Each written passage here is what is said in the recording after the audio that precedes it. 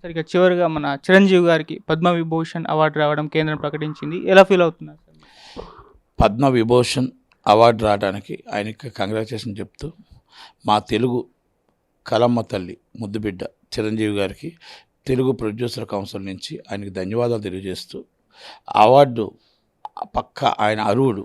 ఎందుకంటే ఆయన blood bank కానీ సేవా కార్యక్రమాలు కానీ ఆయన ఒక సామాన్య వ్యక్తి నుంచి ఇంత స్టేజ్కి రావడం కానీ అది రావడం వల్ల అందరికీ గర్వకారణమే. కాకపోతే బీజేపీ వాళ్ళ మీద చిన్న డౌటు. బీజేపీలో మోడీ గారు కానీ అమిత్ షా గారు కానీ ఆ పదవి ఒక పోస్ట్ ఇచ్చారంటే ఆ పోస్ట్ వెనకాల మర్మాలు ఉంటాయి, మాయాలు ఉంటాయి, వ్యూహాలు ఉంటాయి, వ్యూహకర్తలు ఉంటాయి. అలాంటి వ్యూహాలు ఏ కర్తలు లేకుండా నిజాయితీగా నిజంగా కానీ ఆయన పదవి కానీ ఇచ్చుంటే 100% అది మన యాక్సెప్టబుల్. ఆయన దానికి అర్హుడు. ఇట్ వాస్ దాంట్లో నో డౌట్. అయితే మళ్ళీ బీజేపీ ఒక గాలం వేసి తమ్ముడు తరపు నుంచి సపోర్ట్ చేసి అన్నయ్యని కూడా సపోర్ట్ చేయమని ఏమైనా పద్మభూషణ్ ఇచ్చిందా, లేకపోతే పార్టీకి లాక్కుందామని ఇచ్చిందా అనేది. ఎందుకంటే మోడీ గారు ఎప్పుడు కూడా ఏ ఏరియాకి ఎక్కడ కూడా ఏ లాభం లేని ఏ పని చేయడు. ఆయన ఏ ఏరియాకి వస్తే ఆ ఏరియా భాష మాట్లాడతాడు. ఆ ఏరియాలో భాష ఏంటి, ఆ ఏరియాలో ఏంటి, ఆ ఏరియాలో లోకల్ ఇష్యూస్ ఏంటి, ఆ చిరంజీవి గారి ఇష్యూ ఏంటి, ఏది ఉన్నా కూడా అది మైండ్కి ఎక్కించుకొని మాట్లాడతాడు. కనుక అమిత్ షా గారు చిరంజీవి గారు ఏమైనా మరి ఇది అమిత్ షా గారు మోడీ గారు ఏమైనా బీజేపీకి రమ్మని ఆహ్వానించి కానీ ఏమైనా పోస్ట్ ఇచ్చారా, లేకపోతే ఆయన నిజంగా అర్హుడు కాబట్టి దానికోసం పోస్ట్ ఇచ్చారనుకుంటే నిజంగా అర్హుడు అయితే పోస్ట్ ఇచ్చారు కాబట్టి ఆయన కంగ్రాచులేషన్ చెప్పి మోడీ గారికి ధన్యవాదాలు చెప్తారు. సార్ ఇటు చూస్తే జగన్ గారికి అండ్ షర్మిల గారికి మధ్య మాటల యుద్ధం. నిన్న షర్మిల గారి ప్రెస్ మీట్ కూడా మీరు చూసే ఉంటారు కాబట్టి ఏం చెప్తారు సార్ వీళ్ళిద్దరి మధ్య గొడవ గురించి? వాళ్ళిద్దరు గొడవ ఉంది. అన్నయ్య ఒక పార్టీలో ఉన్నారు, చెల్లి ఒక పార్టీలో ఉంది. రాజన్న బిడ్డలు ఆయన అధికారం కావాలని ఆయన అనుకున్నాడు, నా రాజకీయ భవిష్యత్తు కావాలని ఆమె అనుకుంది. తప్పే ఉంది. ఇది ఇప్పుడు మొత్తం రాజకీయ వ్యూహాల్లో ఎవరు ఏ పార్టీ అని ఉండవచ్చు. ఆ పార్టీని కాపాడుకోవడానికి ఆమె మాట్లాడుతుంది, వాళ్ళ పార్టీని కాపాడుకోవడానికి ఆయన మాట్లాడతాడు. అంతే, దాంట్లో తప్పే ఉంది. ఇది రాజకీయ వ్యూహంలో ఆమె సీఎం అవుదామని ఆమె అనుకుంటుంది, ఆయన మళ్ళీ సీఎం అవ్వాలని ఆయన అనుకుంటున్నాడు. అంతే, దాంట్లో తప్పే లేదే. అన్నదమ్ములు అనేది ఇంట్లోని అన్న చెల్లి అనేది. ఇక్కడ రాజకీయం వైసీపీ పార్టీ వాళ్ళది, కాంగ్రెస్ పార్టీ వీళ్ళది. నిజమైన దాన్ని పక్కన పెట్టి ఎవరి స్వార్థం కొరకు వాళ్ళు ఒకరిపైన ఒకరు విమర్శలు చేసుకుంటున్నారు అనుకోవచ్చు. స్వార్థం ఉంది, నిజమే ఉంది, స్వార్థమే ఉంది.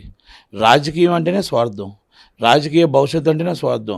ఆ రాజన్న బిడ్డకు అసలైన వారసుడు నేనని ఆయన అంటున్నాడు. లేదు అసలైన వారసుడిగా హక్కు నాకు, వారసురాలుగా నాకు హక్కు ఉంది, రాజన్న బిడ్డగా నాకు హక్కు ఉంది. కాబట్టి నన్ను ఆస్వాదించండి ప్రజలు. మా అన్న ఏమీ చేయలేకపోయాడు. మా అన్న మొత్తం టోటల్గా అంధకార్యం చేశాడు.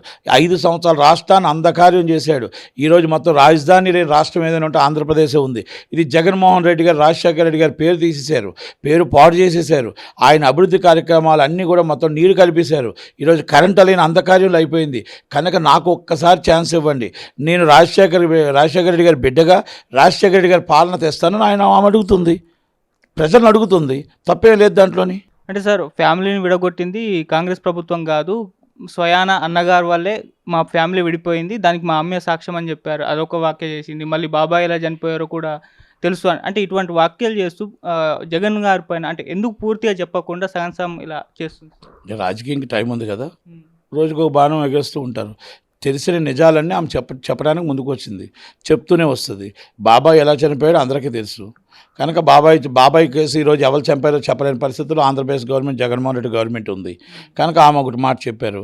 అమ్మకు తెలుసు అంటే ఆమె రాజకీయంలో ఆయన ఒక్కడే రాజకీయ నాయకుడు కాదు, నేను కూడా ఈ వైసీపీ పార్టీలో ఒక భాగంలో నేను కూడా పాదయాత్ర చేశాను, నేను కూడా కష్టపడ్డాను, పార్టీ రావడం కోసం నేను కూడా శ్రమించాను. కాబట్టి నాకు కూడా రాజకీయంగా నాకు కూడా పదవి కల్పించాలనుకున్నా, ఆ పదవిని కల్పించకుండా నాకు రావాల్సినవి ఏమున్నాయో అవి కూడా చేయలేదు. కాబట్టి అది మా అమ్మగారి సాక్ష్యం. కాబట్టి జగనన్నే మా పార్టీని మా కుటుంబాన్ని విడగొట్టాడు, కానీ ఎవరు ఏ పార్టీ కూడా విడగొట్టలేదు అనేది ఆమె చెప్పనకే చెప్పారు. సార్ ఇటు యాత్ర 2 మూవీ ఆపడానికి మీరు ప్రయత్నించడానికి చూస్తున్నా, మీరు కూడా ఒక లెటర్ కూడా రాశారు.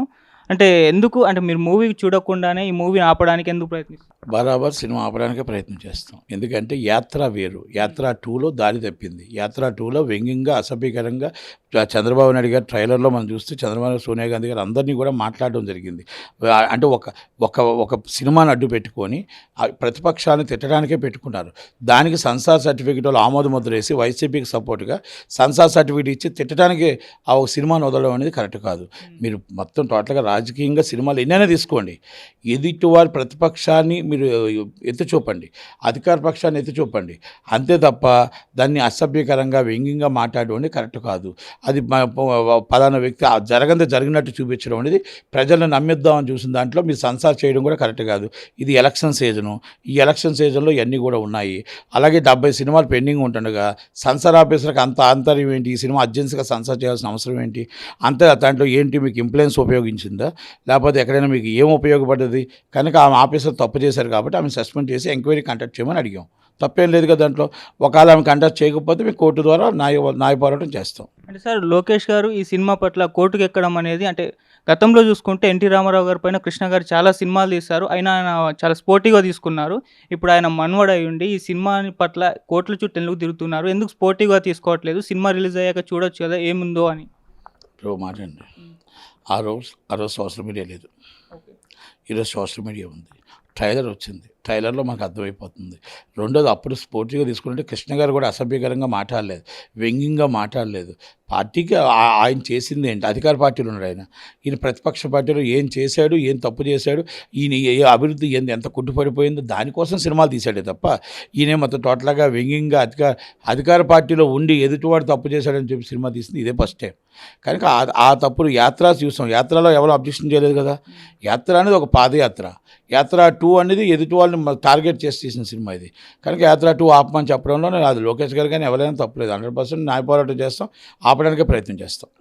అంటే సార్ ఈ సినిమా రిలీజ్ అయితే ఎలక్షన్స్లో ఏమన్నా ఈ సినిమా ప్రభావం ఏమైనా ఉంటుందా, ఆ భయం ఏమన్నా ఉందా? సినిమా ప్రభావం ఉన్నా ఉండకపోయినా సినిమా చూసి ఓట్లేరు.